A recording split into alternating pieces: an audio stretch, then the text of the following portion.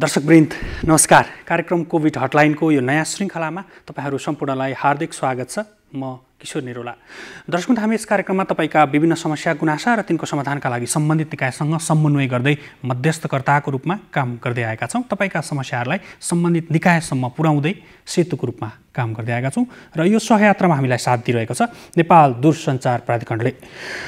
दर्शकवृन्द, वैदेशिक रोजगार विभागले स्वयं स्वीकृति दिन सुरु गरेको छ। आजबाट स्वास्थ्य मन्त्रालयले कोभिड-19 को प्रकोप बढ्दै गएको भन्दै नजिकै गरेको दशैंमा एक ठाउँबाट अर्को ठाउँमा नजानको लागि, आवतजावत नगर्नको लागि आग्रह गरेको छ। प्रदेश 2 मा कोरोनाका संक्रमितहरू घट्दै गएका छन्।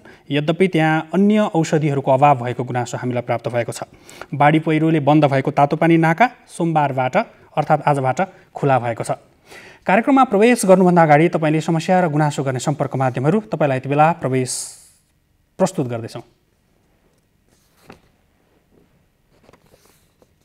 कार्यक्रम कोभिड हटलाइनमा कोरोना भाइरस कोभिड-19 का कारण सिर्जना भएका विभिन्न समस्या वा गुनासो राख्नका लागि सम्पर्क माध्यमहरू फोन, एसएमएस र भाइबरका लागि 98 427 49 075, Facebook NTV response, email ntvcovid19response@gmail.com। दर्शकवृन्द, स्वास्थ्य मन्त्रालयले हिजो मात्र नजिकै गरेको दशैं पर्वलाई लक्षित गरेर जहाँ छौँ त्यहीँबाट दशैं मनाउनको लागि आग्रह गरेको छ। कोरोना संक्रमणको दृष्टिकोणबाट कोरोना संक्रमण फैलन सक्ने प्रशस्त आधारहरू भएको र देखिएको भन्दै सो आग्रह गरेको र यससँगै गृह मन्त्रालयले पनि 77 वटै जिल्ला प्रशासन कार्यालयलाई परिपत्र गरिसकेको अवस्था छ, जसबाट कोभिड-19 संक्रमणलाई रोकथामका लागि गृह मन्त्रालयको पनि प्रयास जारी रहेको छ र विभिन्न खालका प्रयासहरू विभिन्न मन्त्रालयले पनि गरिरहेका छन्। यो विषयमा कुराकानी गर्नको लागि विस्तृत रूपमा के कसरी तयारी गरिरहेको छ मन्त्रालयले र क्वारेन्टाइनका विषयमा पनि विभिन्न खालका जिज्ञासाहरू आएका छन्। दशैंमा कसरी सम्भव होला र यो नियन्त्रण गर्नको लागि आवतजावत भन्ने खालका प्रश्नहरू पनि र जिज्ञासाहरू पनि हामीलाई प्राप्त भएका छन्। यो विषयमा कुराकानी गर्नको लागि यति बेला गृह मन्त्रालयका सूचना अधिकारी उपसचिव प्रेमलाल लामिछाने हामीसँग प्रत्यक्ष जोडिसक्नु भएको छ। स्वागत छ यहाँलाई कार्यक्रममा। सुन्नु भएको छ यहाँले हामीलाई? हजुर सुन्दैछु। हजुर, जस्तो स्वास्थ्य मन्त्रालयले हिजो मात्र आग्रह गरेको छ, नजिकै गरेको दशैं पर्वलाई लक्षित गरेर आवतजावत नगर्न, देशभित्र पनि हिँडुल नगर्न, जहाँ हुनुहुन्छ त्यहीँ बसेर चाहिँ दशैं मनाउनको लागि आग्रह गरिरहँदाखेरि यहाँहरूले पनि परिपत्र गरिसक्नु भएको छ 77 वटै जिल्ला प्रशासन कार्यालय। तपाईँहरूको तयारी के छ, विशेष गरी यो आवतजावत नियन्त्रणको लागि र कोभिड-19 नियन्त्रणकै लागि पनि गृह मन्त्रालयको प्रयास के कसरी अगाडि बढेको छ? धन्यवाद। खास गरी चाहिँ दशैं तिहार छठ जस्ता ठुला चाडपर्वहरू पनि निकट रहेको र यही बेला कोभिड-19 को संक्रमण पनि तीव्रता रूपमा बढ्दै गइरहेको छ सन्दर्भलाई चाहिँ मध्यनजर गरेर हामीले चाहिँ कोभिड संक्रमणको जोखिमलाई पनि कसरी न्यूनीकरण गर्न सकिन्छ, नियन्त्रण गर्न सकिन्छ, रोकथाम गर्न सकिन्छ भन्ने कुरालाई केन्द्रबिन्दुमा राखेर निकट रहेका चाडबाडमा कुनै पनि खालका अवांछित अप्रिय घटनाहरू हुन गर्न नदिनको लागि चाहिँ हामीले सबै 77 वटा जिल्ला प्रशासन कार्यालयलाई आवश्यक निर्देशन परिपत्र गरेका छौँ। जस्तो परिपत्र गरिरहँदाखेरि चाहिँ अब आवतजावतकै विषय, अब यो त महान पर्व भयो, विशेष गरी हिन्दूहरूको कुरा गर्दाखेरि वर्षमा आउने ठुलो चाड हो, एकचोटि घर पुग्नै पर्छ भन्ने, विशेष गरी सहरमा बस्ने युवा युवतीहरू र परिवारका सदस्यहरू घर फर्कनै पर्छ, घर पुग्नै पर्छ वर्षमा एकचोटि त भन्ने खालको त्यो एक किसिमको हाम्रो मान्यता पनि रहेको छ, नेपाली मान्यता पनि रहेको छ, जसले गर्दाखेरि कोभिडको संक्रमण त आफ्नो ठाउँमा छँदैछ। अब व्यक्तिगत रूपमा सवारीमा, आफ्नै सवारीमा जान चाहने व्यक्तिहरू पनि धेरै देखिन्छ र त्यस्ता सूचनाहरू हामीलाई पनि प्राप्त भएका छन्। अब यसलाई नियन्त्रण नै गर्न त अलिक गाह्रो पर्छ कि? हामीले सधैँ यो वर्ष मात्रै होइन, यो वर्ष अलिक कोभिड-19 को संक्रमण बढी जोखिम बढेको हुँदा चाहिँ अलिक बढी अतिरिक्त बढी पूर्व तयारी, सजगता र आवश्यक सुरक्षा योजना बनाउनु पर्ने चाहिँ जिम्मेवारी थपिएको हो। खास गरी चाहिँ दशैं तिहार छठको पूर्व सन्ध्यामा त्यो चाडबाडको चाहिँ बेलामा हामीले प्रत्येक वर्ष यो चाडबाड केन्द्रीय सुरक्षा योजना नै बनाउने गरेका छौँ। यो विषयमा धेरै विषयहरू चाहिँ हामीले समावेश गर्ने गरेका छौँ।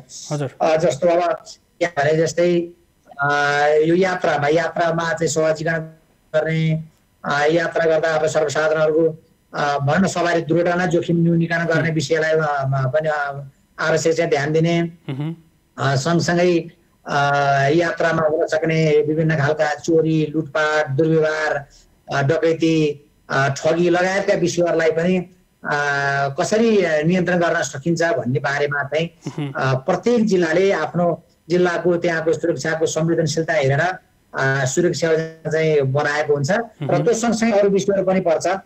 जस्तो यो बेला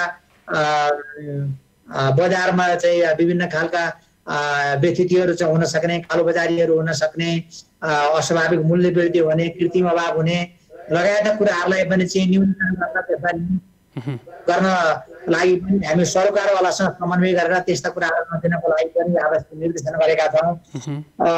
त्यसै गरी चाहिँ अब यो अब चाडबाडको पूर्व सन्ध्यामा भएको हुँदा मानिसहरू चाहिँ बढी चाहिँ मोज मस्तीमा चाहिँ लाग्ने, जुवा तास हुने, अवैध मद्य मदिराहरूको उत्पादन बेचबिखन हुने, लागु औषधको त्यस्तै गरी चाहिँ ओसार पसार हुन सक्ने लगायतका विषयलाई पनि चाहिँ हामीले चाहिँ ध्यान दिएर अब त्यही बमोजिमको योजना बनाउन निर्देशन दिएका छौँ। जस्तो गृह मन्त्रालयले यो त विगतका वर्षहरूमा पनि गर्दै आएको, अहिले त हामी अलिक विषम परिस्थितिमा पनि छौँ। एउटा महामारी आम रूपमा नेपालीहरूले भोगिरहँदाखेरि चाडपर्व पनि हाम्रो अघिल्तिर आइसकेको अवस्था छ।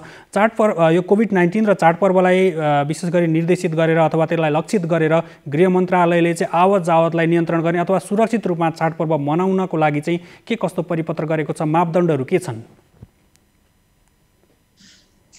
यसमा खास गरी चाहिँ जुन स्वास्थ्य तथा जनसङ्ख्या मन्त्रालयले निर्धारण गरेका स्वास्थ्य प्रोटोकल, स्वास्थ्य मापदण्डलाई नै आधार मानेर सुरक्षित यात्रा गर्नको लागि जे जति निर्णय भएका छन्, मापदण्डहरू चाहिँ निर्धारण गरेका छन्, त्यसलाई पूर्ण रूपमा कारण हुने गरी त्यसको चाहिँ अनुगमन गर्ने, त्यसको प्रस्थान बिन्दुदेखि गन्तव्यसम्मका ठाउँ ठाउँमा त्यसका चेक पोइन्टहरू राख्ने, कानुन विपरीत भएका कुराहरू पाइएमा कानुन कारबाही गर्ने र नागरिकलाई यो भिडभाड हुने गरी चाहिँ यात्रा नगर्न, सुरक्षित यात्रा गर्न, सम्भव हुन्छ भने जो जहाँ छौँ त्यहीँ बसेर चाहिँ हाम्रा चाडबाड मनाउनलाई पनि हामीले भनौँ न तिनै खालका चाहिँ उपायहरू, एउटा चाहिँ प्रबन्धन कुराहरू, निरोधात्मक उपायहरू र उल्लङ्घन भएको अवस्थामा कानुन कारबाही गर्ने उपायहरू तिनटै सँगसँगै हामीले लगेका छौँ। सबभन्दा पहिला नागरिकहरूलाई सचेत बनाउने अभियानलाई तीव्र बनाउने गरी निर्देशित गरेका छौँ। जस्तो जिल्ला प्रशासन कार्यालय 77वटै जिल्ला प्रशासन कार्यालयलाई यहाँहरूले चाहिँ कोभिडको समयमा अथवा यो दसैँको समयमा चाहिँ आवाज जावत विशेष गरी जिल्लाभित्रका आवाज जावतलाई पनि कन्ट्रोल गर्नको लागि, नियन्त्रण गर्नको लागि र त्यसरी खुल्याम रूपमा पहिलाको जसरी योभन्दा अघिल्लो दसैँ तिहारमा हामी जसरी चाहिँ मनाउँछौँ त्यो खालको वातावरण सिर्जना नगरिदिनु हुनको लागि यहाँहरूले परिपत्र निर्देशन पनि गरिसक्नु भएको सन्दर्भ छ। अब यसले फेरि यतापट्टि हाम्रो चाडपर्व मनाउने उद्देश्य अथवा त्यो त्यतातर्फ चाहिँ अलिकति असर गर्ने हो कि भन्ने खालका जिज्ञासाहरू पनि हामीलाई प्राप्त भएका छन्। त्यसले गर्दाखेरि दसैँ चाडपर्व, तिहार जस्ता चाडपर्वहरू मनाउनलाई कठिन हुने हो कि भन्ने खालको जिज्ञासा हामीलाई प्राप्त भएकोले गर्दाखेरि गृह मन्त्रालयले त्यसतर्फ चाहिँ के सोचेको छ? कठिन त निश्चय नै गत विगतको भन्दा चाहिँ केही चाहिँ असहज चाहिँ महसुस हुन सक्छ, तर त्यो मानिसको चाहिँ मनको कुरा हो। त्यस कसरी मनाउने भन्ने कुरा चाहिँ अहिलेको जुन संवेदनशील बेला छ, कोभिड-19 को संक्रमण तीव्र रूपमा बढिरहेको बेला छ, चाडबाड भन्दा पनि नागरिकको अथवा हाम्रो जीवनको सुरक्षा महत्त्वपूर्ण हो, हाम्रो स्वास्थ्य सुरक्षा महत्त्वपूर्ण हो।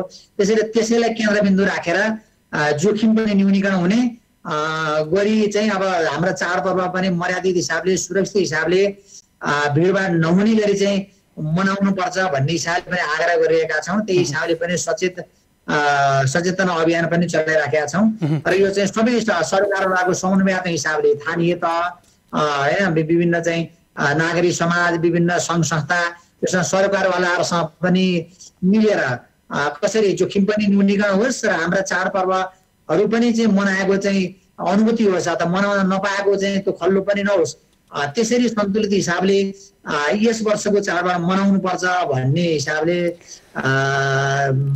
नै हामी चाहिँ हाम्रा योजनाहरू केन्द्रित छन्। जस्तो मुलुकभित्रै पनि आवत जावत अब चाडपर्वको समयमा आवत जावत बढी नै सकेको छ। विशेष गरी उपत्यकाको हकमा कुरा गर्ने भने यहाँबाट दैनिक हजारौँको सङ्ख्यामा बाहिरिरहेको तथ्याङ्क त्यो सूचना हामीलाई प्राप्त भएको छ। जसरी अर्को जिल्लामा अथवा आफ्नो जिल्लामा जाँदाखेरि PCR परीक्षणको कुरा, क्वारेन्टाइनमा बस्नुपर्ने विषयहरू पनि आइरहेका छन्। के अब साँच्चै दसैँमा घर जाँदाखेरि एक सातासम्म क्वारेन्टाइनमा बस्नुपर्ने, PCR परीक्षण गरेर मात्रै जिल्ला प्रवेश गर्ने त्यस्तो खालको प्रावधान तपाईँहरूले त राख्नु भएको छैन होला पक्कै पनि, अथवा त्यो चाहिँ कसरी यो पाटोलाई चाहिँ कसरी अगाडि बढाउँछ गृह मन्त्रालयले? यो विषयमा अहिले यहाँले भने जस्तै छलफल भइसकेको चाहिँ त छैन। तथा सङ्क्रमण बढ्दै गयो, कतै सहरबाट गाउँ चाहिँ कोभिड-19 को सङ्क्रमण भित्रिने जोखिम त्यस्तो चाहिँ विश्लेषण भयो भनेदेखि चाहिँ निश्चय नै जोखिम न्यूनीकरण हुन गर्नको लागि सम्भाव्य सबै विकल्पहरू, सबै उपायहरू अवलम्बन गरिनेछन्। त्यस्तो बेलामा अलि बढी उच्च जोखिम भएको ठाउँबाट सुरक्षित ठाउँमा जाँदाखेरि क्वारेन्टाइन लगायतका अरू चाहिँ सुरक्षित विधिहरू अपनाउन पर्ने पनि हुन सक्छ। तर यो विषयमा निर्णय भइसकेको र यसरी गर्ने भन्ने चाहिँ भइसकेको चाहिँ छैन। जस्तो यसमा चाहिँ हामीलाई एउटा गुनासो के प्राप्त भएको थियो भन्दाखेरि दसैँमा यहाँबाट अब एक साताको लागि बिदा लिएर दसैँमा टिका लगाउनको लागि अथवा चाडपर्व मनाउनको लागि चाहिँ व्यक्तिहरू आफ्नो घर जानुहुन्छ, तर त्यो एक साता चाहिँ क्वारेन्टाइनमा बस्नु पर्यो भने त दसैँमा घर गएको अर्थै भएन नि भन्ने खालको छ। र केही जिल्ला प्रशासन कार्यालयले चाहिँ निगरानी गर्न, क्वारेन्टाइनमै बसेका व्यक्तिहरूलाई पनि निगरानी गर्न र समाजमा घुलमिल हुन नदिन भनेर चाहिँ परिपत्र गरेको भन्ने खालका पनि गुनासो आएका छन्। अब यद्यपि यो पुष्टि भइसकेको छैन। अब यस्तो खालको भयो भने चाहिँ तपाईँहरूले कसरी समन्वय गर्नुहुन्छ, यसलाई कसरी सहजीकरण गर्न सकिएला? यो चाहिँ समग्रमा सबैतिर जनरलाइज त हुँदैन। अब स्पेसिफिक खासै कुनै जिल्ला, कुनै गाउँपालिका, नगरपालिकामा, कुनै टोलमा, कुनै वार्डमा त्यहाँको जोखिमको संवेदनशीलता हेरी उपयुक्त चाहिँ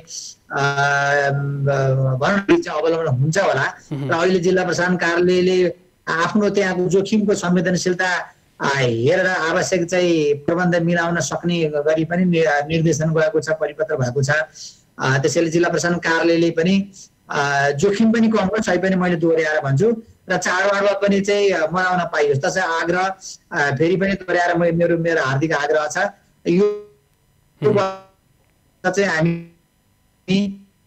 कृपया चाहिँ जोखिम बढाउने गरी चाहिँ कुराहरूलाई पनि एकपल्ट चाहिँ पुनर्विचार गरौँ, ठन्डा दिमागले सोचौँ, सुरक्षित छौँ भने मात्रै चाहिँ हामी जाने चाहिँ तयारी लागौँ, अन्यथा हामी जो जहाँ छौँ त्यहीँबाट चाहिँ लागौँ भन्ने चाहिँ मेरो आग्रह छ। जस्तो त्यस्तो जोखिम अवस्था भयो भने जिल्ला प्रशासन कार्यालय आवश्यक चाहिँ निर्णय गर्न सक्छ।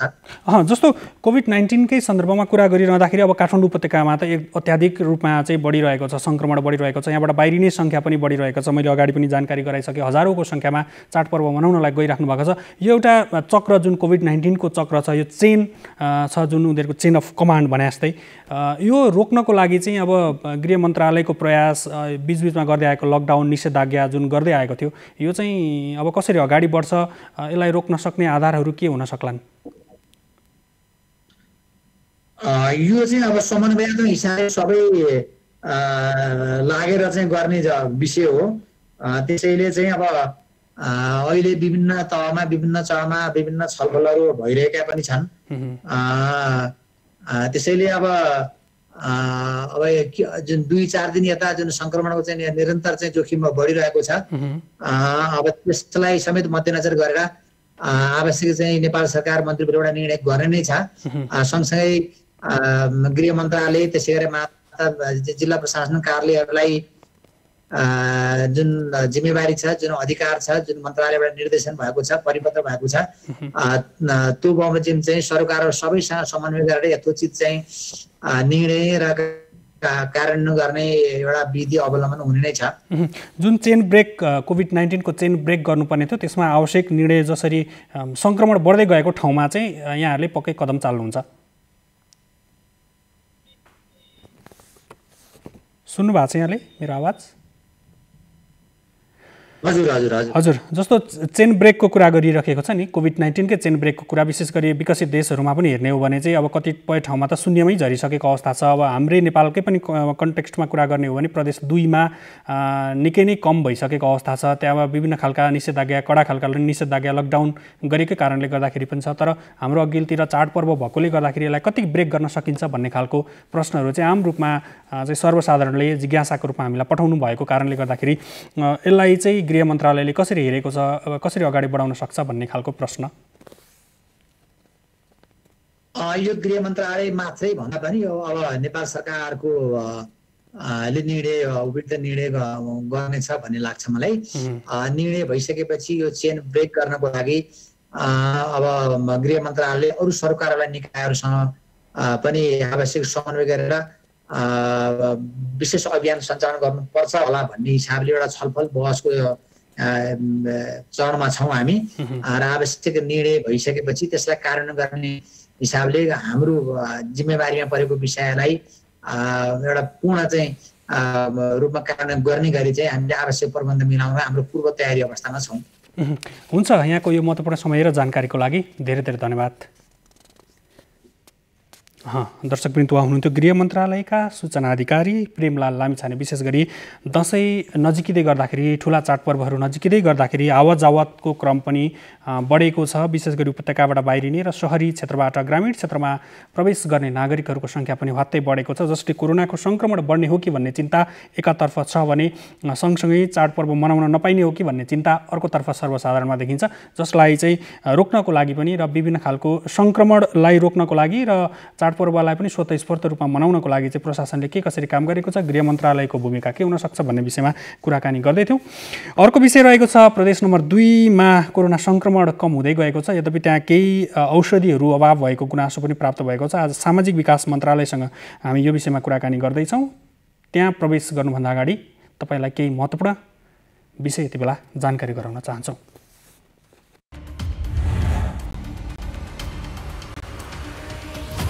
आफ्ना समस्या वा गुनासा राख्नका लागि सम्पर्क नम्बरहरू: बाढी पहिरोको पूर्व जानकारीका लागि 1155, बाढी पहिरोबाट सिर्जित आपतकालीन अवस्थामा सहयोग वा उद्धारका लागि 1149, महिलामाथि हुने जुनसुकै प्रकारका हिंसामा 1145, हराएका, बेवारिसे भेटिएका, बेचबिखनमा परेका, हिंसामा परेका वा कुनै पनि समस्यामा परेका बालबालिकाका लागि 104, एम्बुलेन्सका लागि 102, ट्राफिक सम्बन्धी जानकारी वा सहयोगका लागि 103, आगो लागि भएमा दमकलको लागि 101।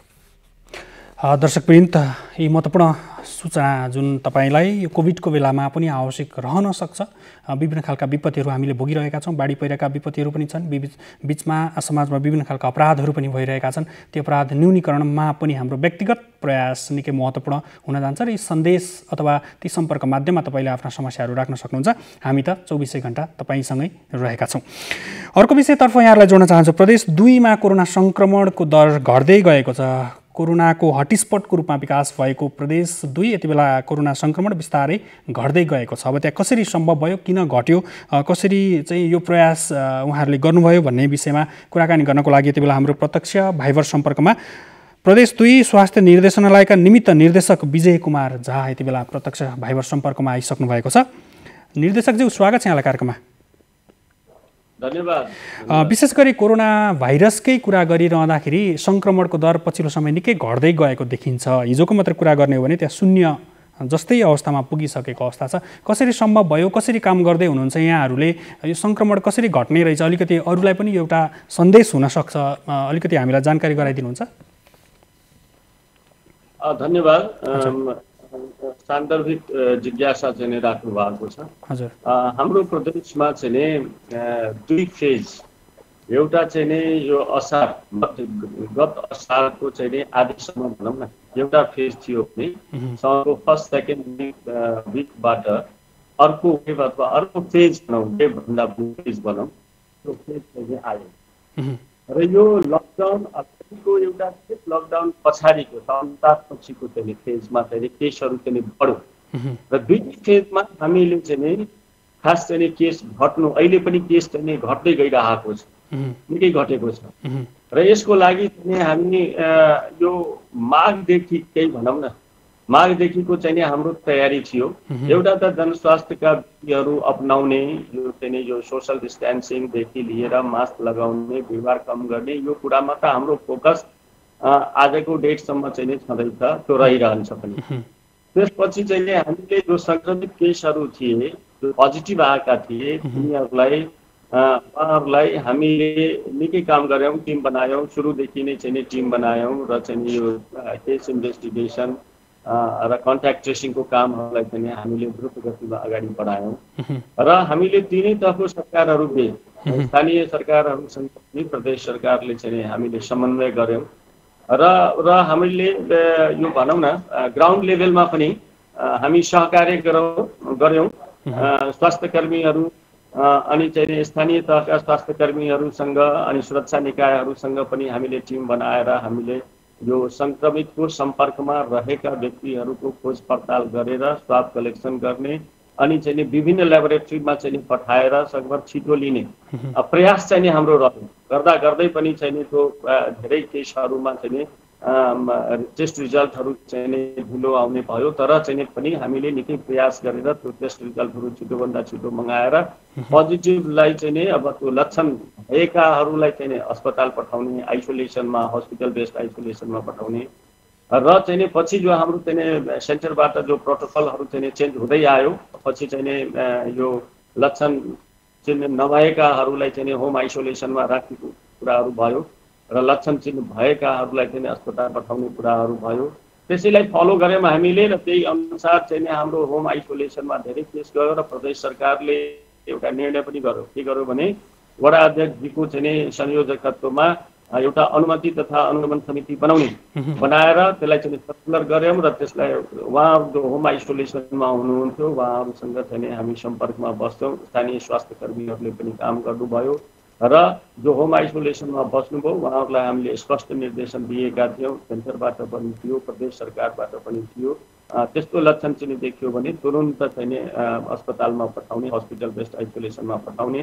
त्यसको लागि आवश्यक एम्बुलेन्सहरूको व्यवस्थापनको लागि हामीले डिसिसिएमसी भनौँ न जिल्ला प्रशासन कार्यालय सिडिओ साहबहरूसँग हामीले समन्वय गऱ्यौँ र यसरी चाहिँ नि स्थानीय सरकार, पालिकाहरू र चाहिँ प्रदेश सरकारको बिचको समन्वय अब चाहिँ भनौँ न स्ट्रङ बनायौँ हामीले र सबै लाग्यौँ स्वास्थ्य कर्मीहरू। मलाई लाग्छ अहिलेसम्म जो मलाई जो डेटाहरू उपलब्ध भएको छ त्यो आधारमा 300 झन्डै 300 चाहिँ त्यो स्वास्थ्य कर्मीहरू यो प्रदेशमा चाहिँ सङ्क्रमित पनि भएका छन्।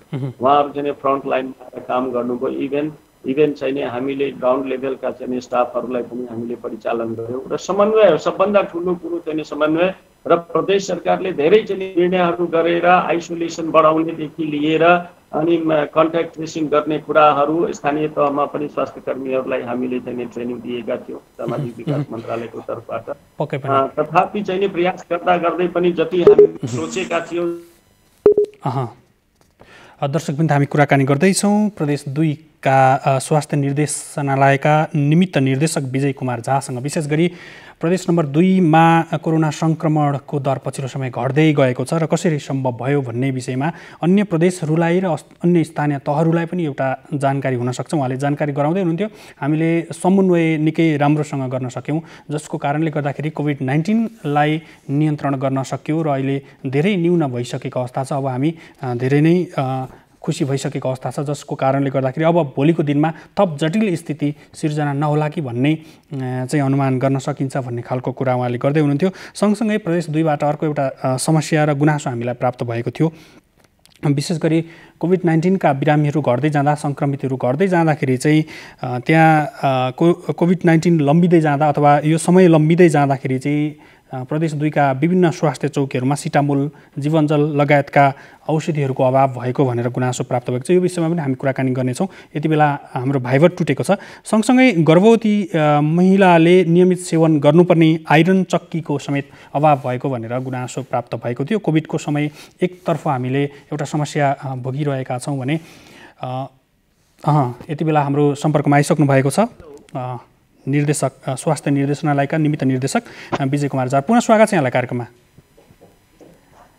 धन्यवाद। हजुर, जस्तो यहाँले जोड्दै हुनुहुन्थ्यो जुन सङ्क्रमणको दर जसरी कम भयो यसमा चाहिँ लक्षण देखिएका र ट्रेसिङमा परेकालाई परीक्षण जुन यहाँले जोडदारसँग भनिराख्नु भएको थियो कि परीक्षण चाहिँ हामीले राम्रोसँग गऱ्यौँ, कन्ट्र्याक्ट ट्रेसिङ राम्रोसँग गऱ्यौँ, यही मात्रै कारणले नयाँ सङ्क्रमित थपिन नसकेको हो कि अन्य केही त्यस्ता महत्त्वपूर्ण आधारहरू छन्? हामीले चाहिँ यो परीक्षणहरू गऱ्यौँ, केस ट्रेसिङहरू चाहिँ गऱ्यौँ, स्वाब कलेक्सन म्यासिभ रूपमा गऱ्यौँ र चाहिँ हाम्रोमा प्रदेश सरकारले 8वटै जिल्लामा चाहिँ आरटीपीसीआर मेसिन राख्ने निर्णय अनुसार हामीले यो भनौँ न हाम्रो 2टा आरटीपीसीआर मेसिन चाहिँ नारायणीमा चल्दैछ, नारायणी अस्पताल वीरगञ्जमा, रौतहटमा पनि चाहिँ हामी किनेर सञ्चालनमा रहेको छ, जनकपुरमा पनि चाहिँ 2टा भइसक्यो, उता सगरमाथा गैरनारायण सिंह अस्पताल राजविराजमा पनि छ 2टा र यसरी गरेर हामीले अब चाहिँ 4वटा फेरि चाहिँ हामी मगाउँदैछौँ हप्ता दिनभित्रमा चाहिँ सर्लाहीमा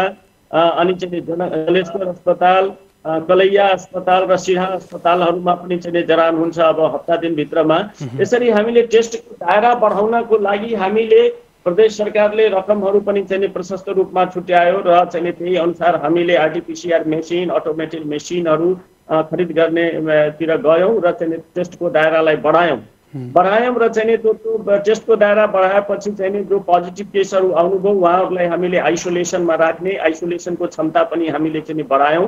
3000 भन्दा बढी बेडहरू हामीले चाहिँ तयार गरौँ विभिन्न ठाउँहरूमा, विभिन्न अस्पतालहरूमा, स्कुलहरूमा पनि चाहिँ त्यो केस बढेको बेलामा हामीले फर्स्ट फेजमा चाहिँ हामीले गऱ्यौँ र यसरी चाहिँ हामीले सबै मिलेर यो कोअर्डिनेसन हो, यो युनिफाइड कमान्ड जस्तो हामी सबै चाहिँ खट्यौँ। स्वास्थ्यकर्मीदेखि लिएर सुरक्षा निकायसँग पनि हामी समन्वय गऱ्यौँ र सबैको समन्वयबाट के भन्छ स्थानीय सरकारहरूले पनि चाहिँ जो भिटिएमहरू चाहिँ खरिद गर्ने कुराहरू चाहिँ गर्नुभयो, त्यसले पनि चाहिँ स्वाब कलेक्सनमा चाहिँ सहयोग पुग्यो।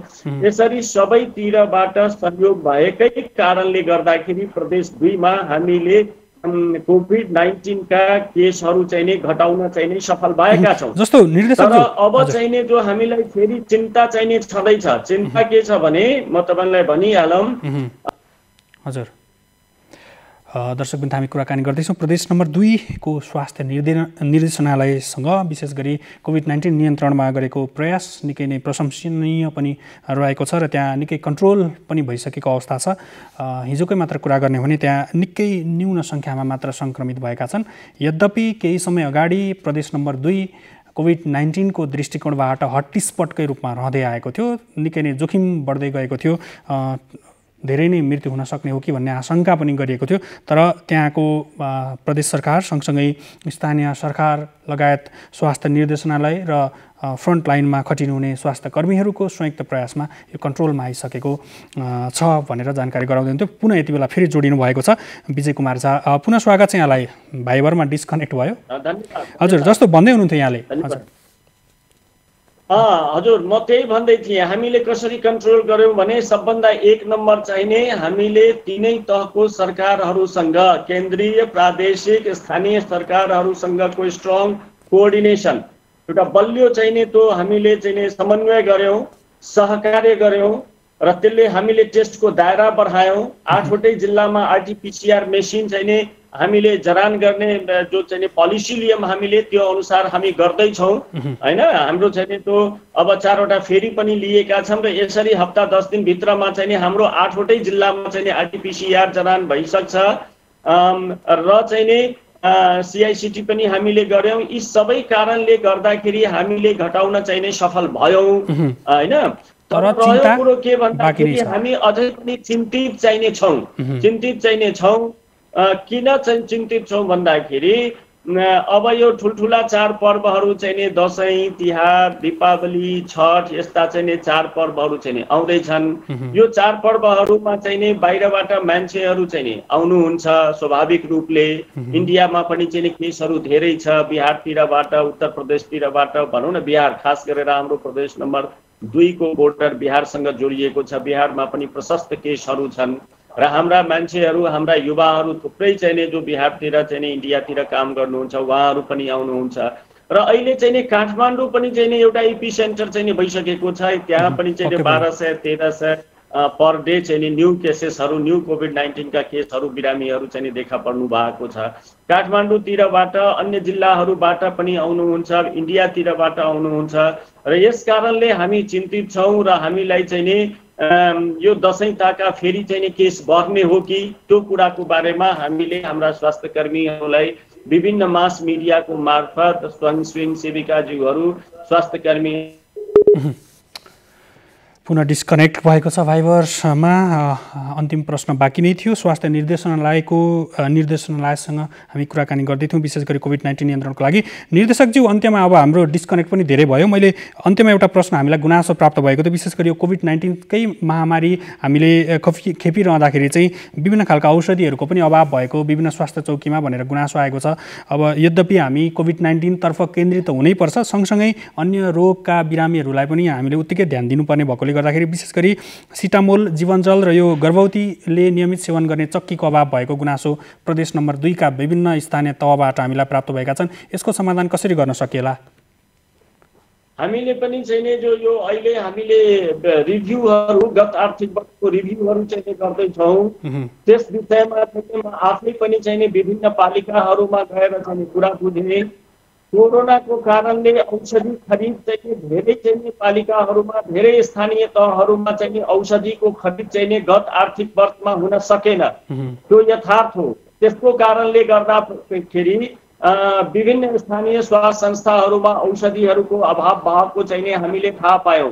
टोटल ध्यान चाहिँ कोभिडमा गयो, टोटल फोकस चाहिँ कोभिडमा गयो, सारा रिसोर्सेसहरू उता लाग्यो र विभिन्न कारणले लकडाउनदेखि लिएर यो पर्चेजिङको जो प्रोसेस हो, खरिदको जो प्रक्रियाहरू, त्यसलाई चाहिँ औषधि खरिदका प्रक्रियादेखि अन्य कुराहरू औषधि सामग्रीको त्यसमा चाहिँ अलिकति चाहिँ व्यवधान चाहिँ भयो, समस्या भयो। त्यस कारणले खरिद हुन सकेन।